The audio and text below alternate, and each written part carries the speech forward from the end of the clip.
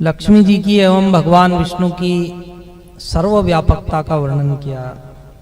बताया कि भगवान विष्णु अगर समुद्र हैं तो लक्ष्मी जी उस समुद्र की लहरें हैं। भगवान विष्णु यदि पथ हैं, मार्ग हैं, तो लक्ष्मी जी यात्रा हैं।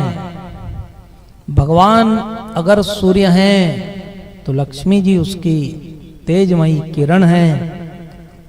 भगवान अगर चंद्र हैं, विष्णु भगवान यदि चंद्र हैं तो लक्ष्मी जी उस चंद्रमा की शीतलता है, उसकी कला है।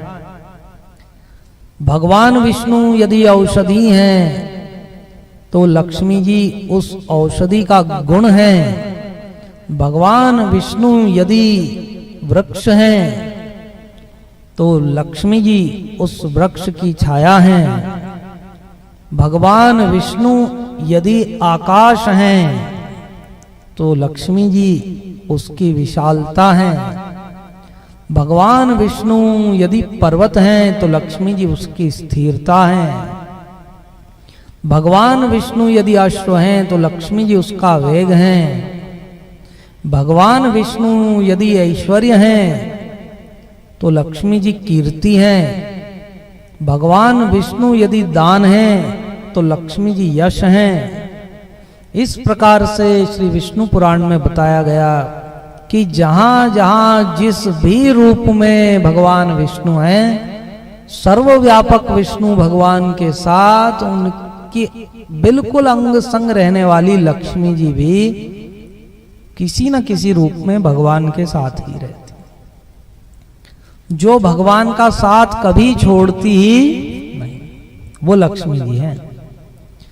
आप लोगों ने सुना होगा, दर्शन किए होंगे, हिमालय में एक तीर्थ है विष्णु भगवान का। अभी कीर्तन में गाया था ना नाम तीर्थ का, क्या नाम है? बद्रीनाथ धाम। ये नाम क्यों पड़ा? विष्णु भगवान तपस्या करने के लिए गए। एक राक्षस था, वो सबको पीड़ित कर रहा था। उसको मारने के लिए 60,000 वर्ष की तपस्या की आवश्यकता थी।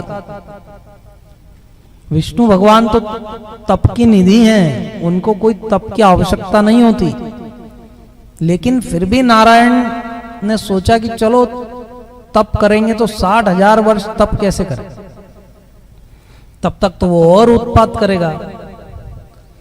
तब विचार किया कि हिमालय में नर नारायण पर्वत है, वहां नारायण पर्वत की तलेटी में अगर बैठकर तप किया जाए तो 1 वर्ष तप किया 60,000 वर्ष की तपस्या का फल मिल जाएगा।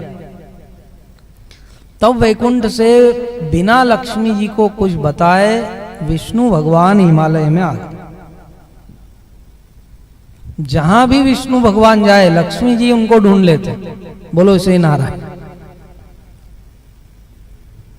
भगवान वहां पर जाकर के सिद्ध मुद्रा, सिद्धासन में बैठ गए, पद्मासन लगाया और ध्यान मुद्रा में भगवान बैठे। लक्ष्मी जी चुपचाप आए तो देखा, अरे भगवान तो तपस्या कर रहे, तो विक्षेप नहीं करना चाहिए। थोड़ी देर के बाद बर्फ गिरने लगी तो लक्ष्मी जी ने सोचा चलो सेवा का अवसर मिल गया। एक बोर का झाड़ बनकर लक्ष्मी जी ने भगवान के ऊपर छाया कर दी। जब भगवान ने नेत्र खोले तो देखा चारों ओर बर्फ है, हमारे ऊपर बर्फ नहीं है, क्या बात है। और जब ऐसे देखा तो भगवान ने पहचान लिया कि ये जो बेरी का रूप लिया है, बद्री का जो रूप लिया है, ये कोई और नहीं है, ये तो लक्ष्मी जी है। तब भगवान ने लक्ष्मी जी को वरदान दिया कि अनंत काल तक, अनंत युगों तक हमारा ये तीर्थ रहेगा। यहाँ अनेकों भक्त दर्शन करने आएंगे, लेकिन ये तीर्थ विष्णु तीर्थ नहीं कहलाएगा, यह बद्रीनाथ तीर्थ कहलाएगा, क्योंकि आपने बद्री का रूप लिया हमारी सेवा के लिए। इसलिए उस तीर्थ को हम क्या बोलते हैं? बद्रीनाथ धाम। जो गया बद्री उसकी काया सुधरी।